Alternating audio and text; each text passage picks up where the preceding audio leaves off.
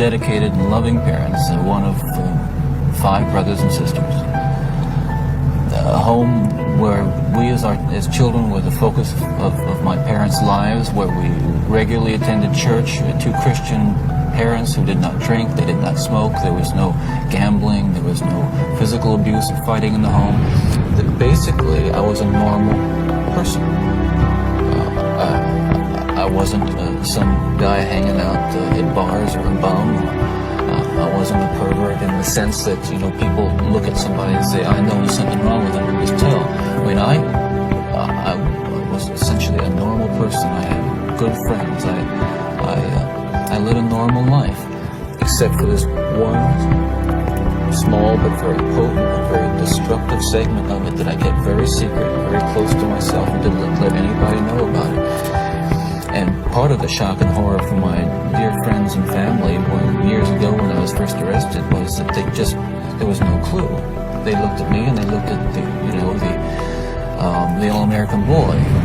And it happened in stages, gradually. It doesn't necessarily, not to me at least, happen overnight. My experience with, I'd say, pornography generally, but with pornography that deals on a violent level with the sexuality, is that once you become addicted to it, and I look at this as a kind of addiction, like an addiction, you keep craving something which is harder, something which gives you a greater sense of excitement, until you reach the point where the pornography only goes so far. You reach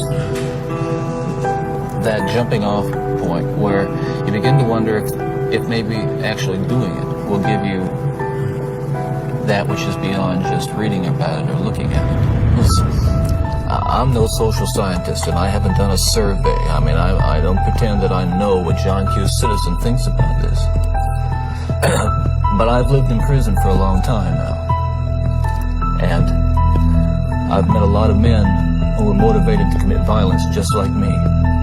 And without exception, every one of them was deeply involved in pornography, without question, without exception, deeply influenced and consumed by an addiction to pornography. There's no question about it. The FBI's own study on serial homicide shows that the most common interest among serial killers is pornography. Those of us who have been so much influenced by violence in the media, in particular pornographic violence, are not some kinds of inherent monsters. We are your sons and we are your husbands. And we grew up in regular families. And pornography can reach out and snatch a kid out of any house today. He snatched me out of my home. They snatched me out of my home 20, 30 years ago.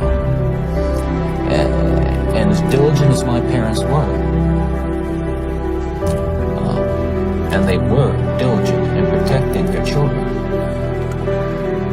and as good a Christian home as we had, and we had a wonderful Christian home, there is no protection against the kinds of influences that are loose in the society that tolerates